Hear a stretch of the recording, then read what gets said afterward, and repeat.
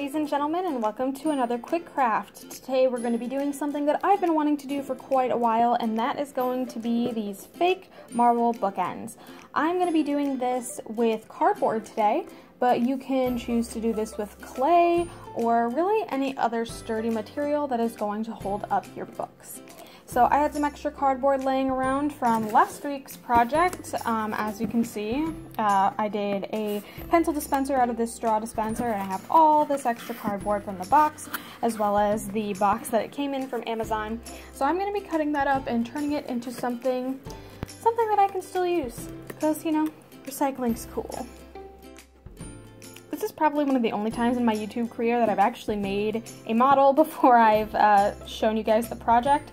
So I'm going to show you guys with exact measurements how I did it and talk you guys through some of the mistakes I made when I did the first one.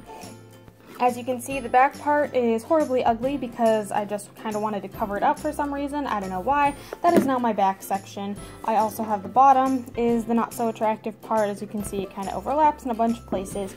So I just make that part the back. What you would do is you would stand this next to the books and have the books here so it holds them up. You could also theoretically flip it this way and use this way, but I think this side is flatter for me, so I just like using it this way. But now I'm going to actually make the other side. Firstly, I got this piece of cardboard that is about 15.5 inches by about 6 inches. And this is what you're going to be doing to make the base of your bookend. So what you're essentially going to be doing is just folding it in and taping it together so that it makes a triangular shape. And it would then be able to lay like this and hold up your books. Or I guess to complement the other one, it would lay like that. So what you're going to want to do is just take some masking tape or clear tape, whatever you prefer, and you're going to connect the edges together so they make the complete triangle. The part of this project that's going to be the most complex is getting everything to lay as flat as possible with minimal creases. So take your time actually smoothing out any air bubbles or anything that really just sticks up or sticks out. As long as everything's flat, this whole project should go really smoothly. Now, I also have two pieces that go on the sides that I've already wrapped in the marble contact paper. And what you're going to do is you're actually just going to stick it inside. The important thing here is to make it one cohesive shape with no holes or anything that could cause bubbling inside of your contact paper after you place it on. Your first piece is going to be the easier one because you'll be able to stick your hand in the back to make sure that it's actually covering everything that you want it to cover. But I'm going to place this triangle nicely inside, and because I've already covered this with marble contact paper, I'm going to want to make sure that when I attach my edges, I'm doing this with crystal clear tape. And you can get a set of 4 of those crystal clear tapes from the Dollar Tree for obviously $1. So I'm going to do that, and I'm just going to tape up this edge and continue all the way around. So it's obviously not going to stay, so I'll just grab a piece. What I like to do is I like to set the tape down first, so that there's kind of a lip hanging off, and I'll reach my hand in through the back and kind of push this forward so it's perfectly lined up, and then fold the tape over on top.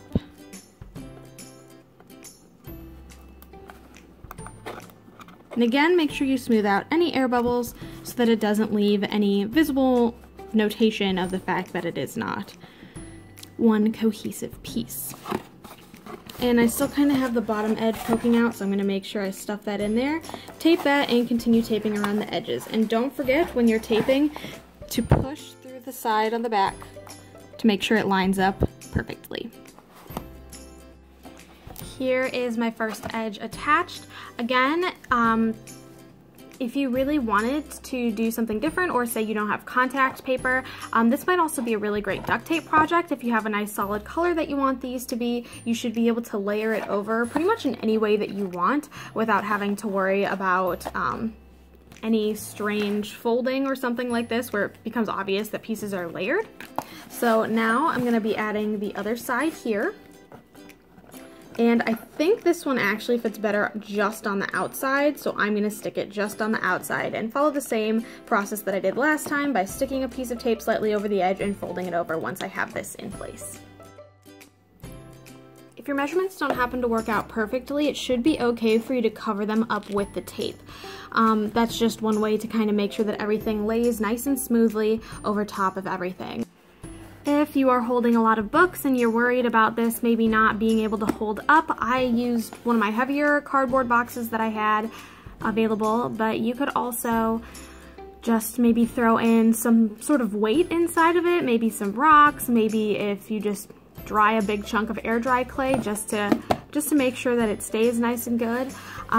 You could also, just to make sure it doesn't slide away, either line the bottom in hot glue, which is what I'm gonna do, just kind of give it some grip, or possibly if you have some like of the contact paper rolls that are meant to line cabinets so that nothing slides around.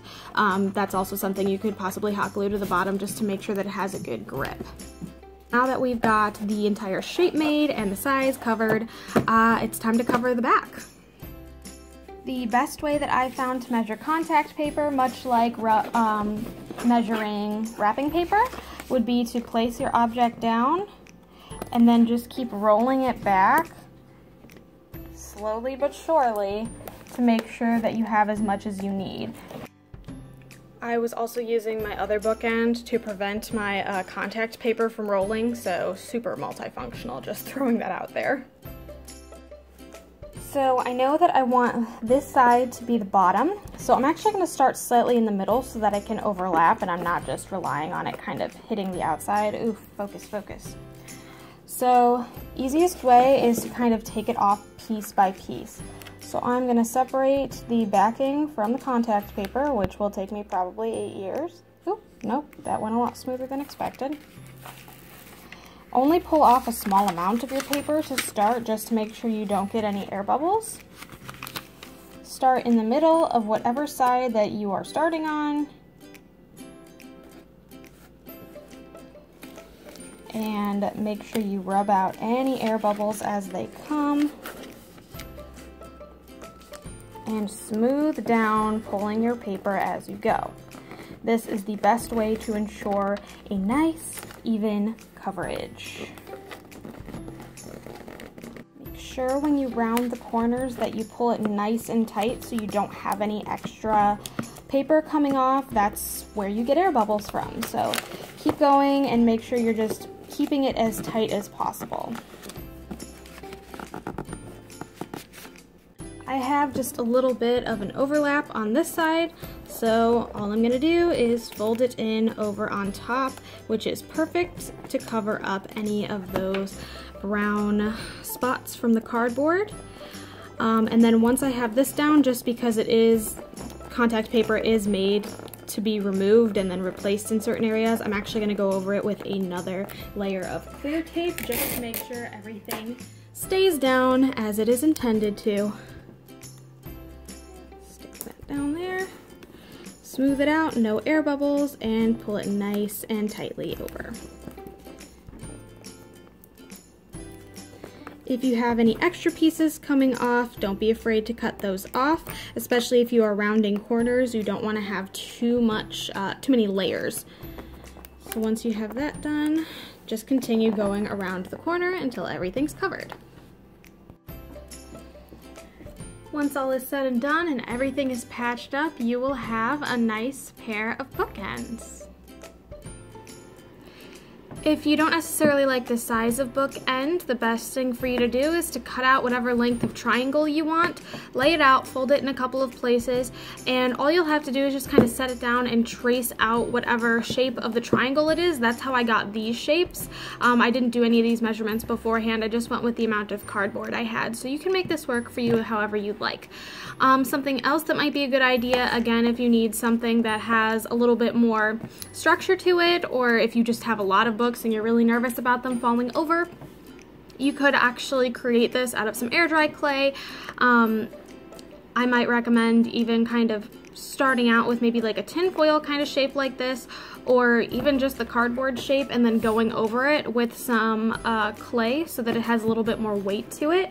I did, however, try these out and they seem to work fine with my books, and I'll show that in the next clip. Here we have the bookends doing what they're meant to do and holding up these books. As you can see, it's actually holding up this side pretty well, even though they're not perfectly straight. I do think that adding a little bit more hot glue on the bottom would probably help. Probably on this back edge, just to make sure it pushes up just a little bit more and stops it from sliding off the table.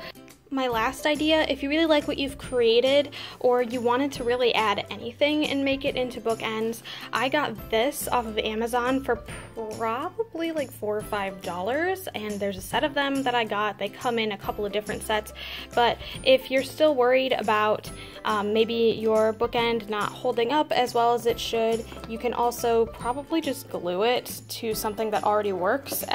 They are very, very cute, definitely something that I'll be using as a part of my classroom to keep whatever books I am working on or any notebooks or anything like that on my classroom table. But yeah, I really love this idea. It was super simple. It cost me almost nothing. The cardboard were just boxes that I already had, and the contact paper cost me about $5. So I really love this. You can decorate them however you want to make it look however you like. I just think they're really cute, and I don't know, I hope you guys got some inspiration from this. So thanks so much for watching. Hopefully I'll be seeing you next week when I have another crafty video on Sunday at noon. So see you then. Bye-bye.